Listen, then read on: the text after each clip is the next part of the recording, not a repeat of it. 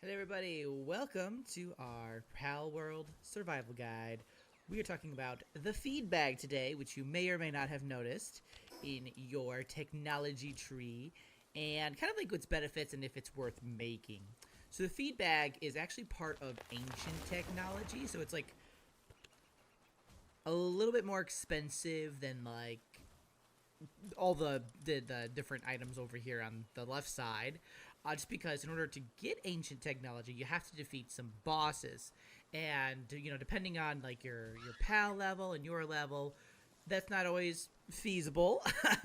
Getting these boss fights taken care of, so it's a little bit expensive in my opinion. It requires like a few more steps if you want to unlock some of these technologies, and because it's so harder to get, a little bit more challenging to get these items, you might not find certain technology items to be worth it. So let's talk about the feed bag, and we can perhaps you'll determine whether that is something that is worth investing in for your particular playstyles. But first, of course, a raid. Of course, how could I forget? There's always a raid at some point.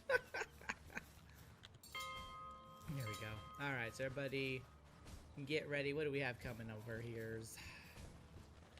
Who am I gonna have? I guess we could have Fox Sparks, and we can just do a little bit of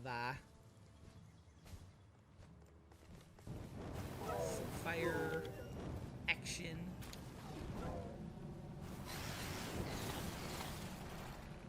There we go. That was it. Great job.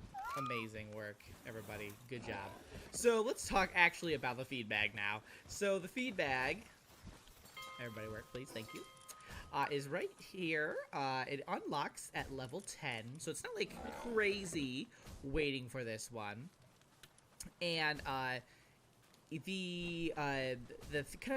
one thing to keep in mind is that this is just for the small feed bag. There are better, more advanced feed bags as you kind of level up. Like here's the average one at level 20. There's the large one at level 26, and I think that might be it potentially. Let me just double check. Oh, nope, sorry. There's a huge one as well, level 35. And the idea with these, the giant through 45, the idea with these is that they actually hold food for you. So if you want to make this guy, obviously first reach level 10, and then to actually craft it, you'll need 5 wood, 10 fiber, and then 3 leather. And you actually craft this over here in the high quality workbench as well. We'll just quick pop in here so you can see it. There it is. And again, that's all the stuff that you need. Now, what it actually does is after you make it, because I've already unlocked it, I've made it, and it goes right into your key items section, kind of like where you have like your collars and everything else, your saddles, this little area here. It's right here. And what happens is that as soon as you auto-equip it, because it does auto-equip, this little slot down here will become available. So if I just quick go back to my inventory here, we can see I could put that right there. We have this slot here that's available, and if we hover over here, it says place food in the slot, and both player and active pals will automatically eat. So boom, we put that there. And then even if we hover over here too, it kind of says the same thing. It says unlocks the food slot in your inventory, and then they will both eat from that thing. And then obviously what I think with the other bags, basically what it does is that it just unlocks more of these food slots.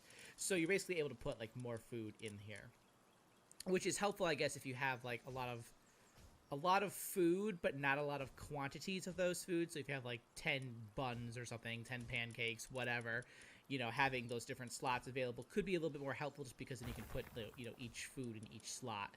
But so basically, obviously, like it said, what happens is that when your pals or yourself becomes hungry, they automatically eat from this, which means you don't get that little "you're starving" or "your pal is starving" notification anymore, because they're just directly eating that from you. You no longer have to go physically into your inventory to then like click on the food and then click the pal that you need to feed.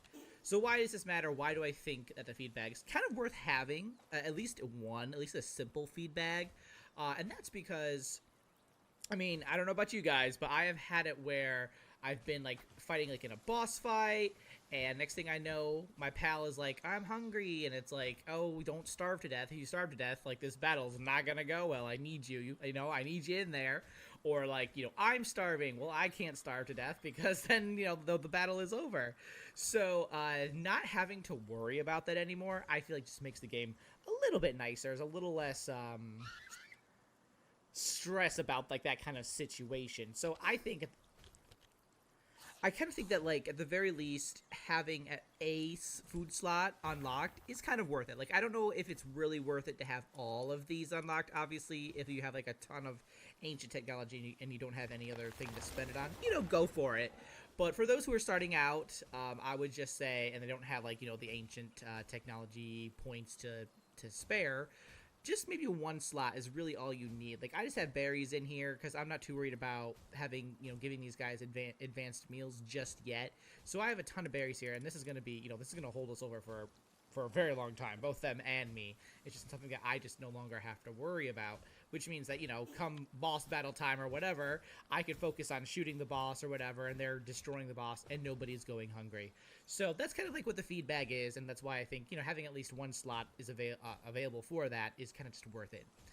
But let me know if you have your own little strategies on all that, and if you think the feed bag is worth it, or if it's not, that's totally cool too, But let me know.